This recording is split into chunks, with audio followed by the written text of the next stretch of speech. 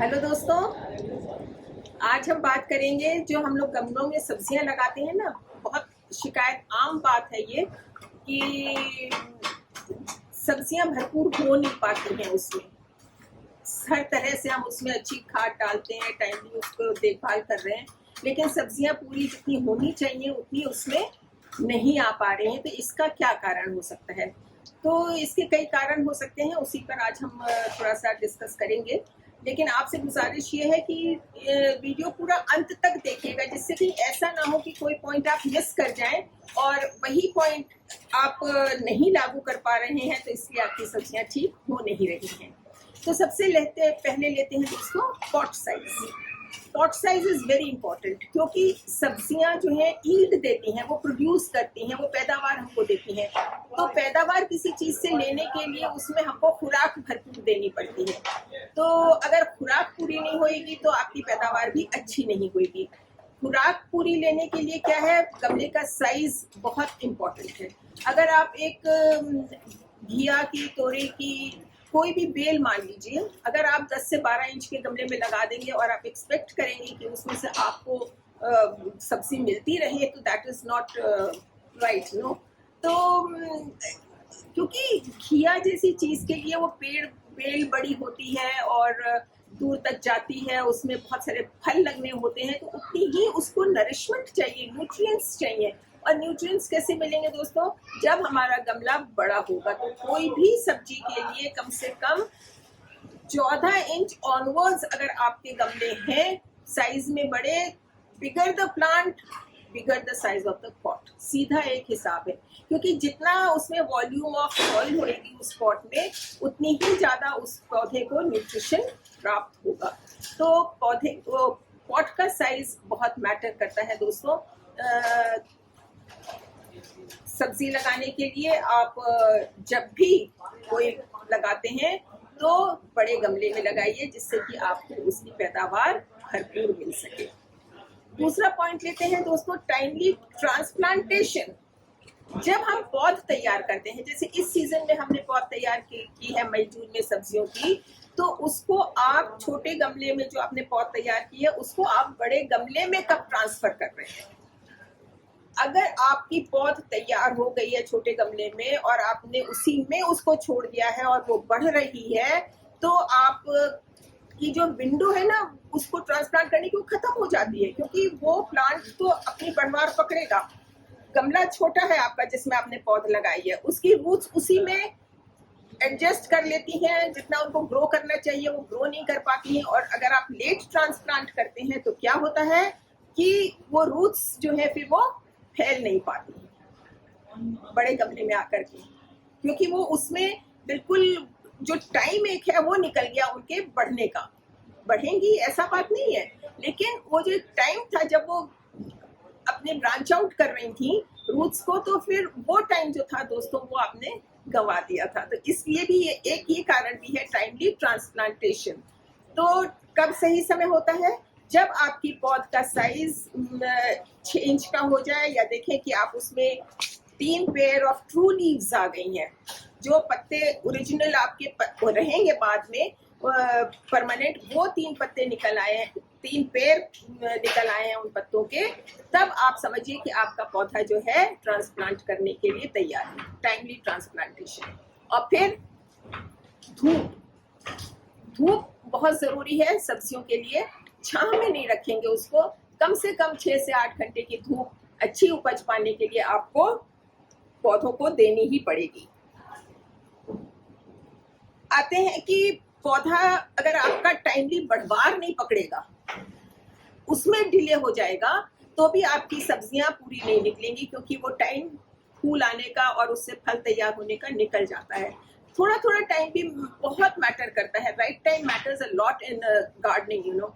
सो उसको बढ़वार जल्दी देने के लिए पौधे को हम क्या क्या उपाय कर सकते हैं?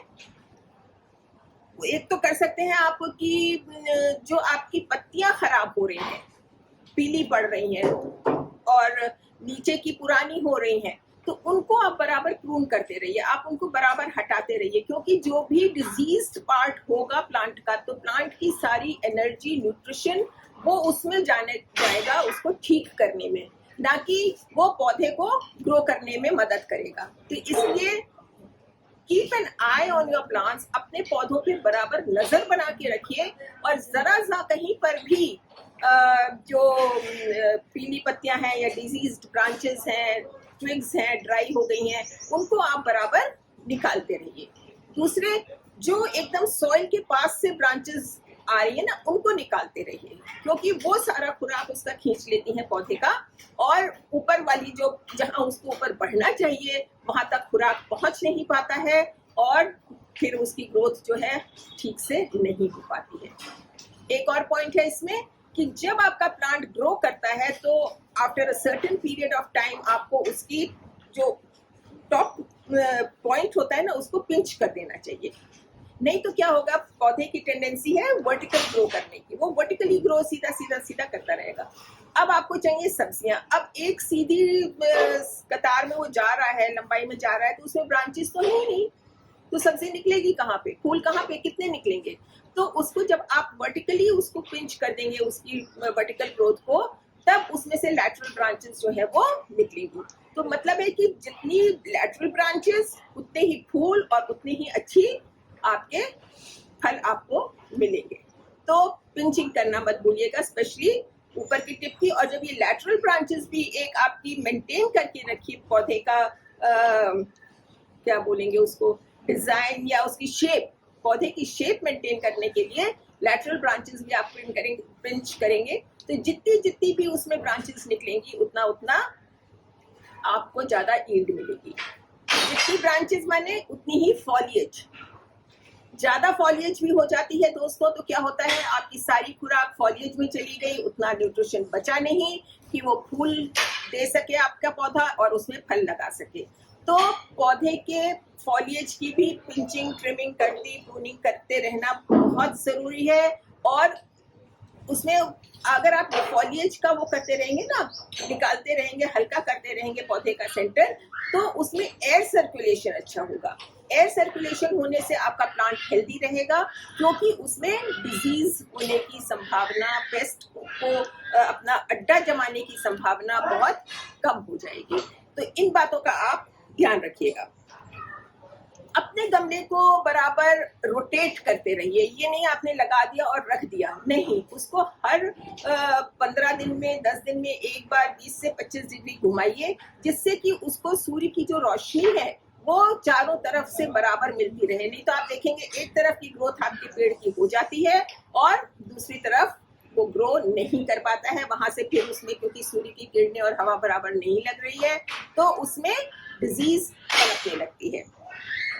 इसके अलावा दोस्तों न्यूट्रिशन बहुत जरूरी है, उसके बिना कुछ नहीं होएगा। तो न्यूट्रिशन टाइमली देते रहिए, जिस टाइम पे जो न्यूट्रिशन देना है वो आप देते रहिए। अगर आपका प्लांट ग्रोथ में है तो आप उसको वो वाली न्यूट्रिशन दीजिए कि आपका प्लांट ग्रो करे। जब फूल आ जाते हैं और फल लगने का टाइम आता है तो हमें अकॉर्डिंगली वो फिर खुराक उसको देनी चाहिए जो फूल को फल बनाने में मदद करती है और फल की साइज, कलर और खुशबू, रस, ये सब उसमें देती है। तो न्यूट्रिशन जो है आपको ग्रोथ का जो टाइम है प्लांट के, उस हिसाब से आपको, उसी स्टेज के हिसाब से आपको देनी चाहिए। सबसे इम्पोर्टेंट, डिजीज पे ध्यान रखिए दोस्तों। क्या होता है ना, जब हमारी बीमारी पूरे उसमें फैल जाती है, एरिया में सब पत्ते कवर हो जाते हैं उससे, जितनी भी हमने लगाए थे गमले, तब हमें नजर आता है ओहो लीफ बोरर आ गया, लीफ कर्ल हो गया, पूरे में एफिड्स एकदम ऐसे बिछ गए हैं जैसे कि बर्फ पड़ी हो। नहीं दोस्तों, तब हम जागृत हो, कोई फायदा नहीं है उसका। आप बराबर नजर रखिए और जहां जैसे ही आपको कहीं कोई प्रॉब्लम नजर आती है कि इसमें ये जरा सी लीफ खराब हो रही है या एफिड्स का अटैक हो रहा है, मिली बग्स आ रहे हैं, फौरन से पेशतर उसको रिमूव करिए, उसको सॉल्व करने की प्रॉब्लम को कोशिश करिए। और पीरियोडिकली, मैं बार बार कहती हूँ, पीरियोडिकली जो अपने ऑर्गेनिक पेस्टिसाइड, इंसेक्टिसाइड्स हैं उनका स्प्रे करते रहिए। तो अगर आप इन छोटी छोटी बातों का ध्यान रखेंगे तो आपके पौधे बहुत अच्छी तरह चलते रहेंगे, हरे भरे रहेंगे और जब वो हेल्दी दिए होंगे तो आपको पैदावार भी बहुत अच्छी मिलेगी। आशा है आपको ये वीडियो पसंद आया होगा। ध्यान रखिएगा पौधों का भी और स्वयं का बहुत जरूरी है। और अगर ये वीडियो पसंद आया है तो लाइक करिएगा, शेयर करिएगा और प्लीज सब्सक्राइब करना मत भूलिएगा। दूसरों को भी बताइएगा, शेयर करिएगा दूसरों के संग। Till then, good bye.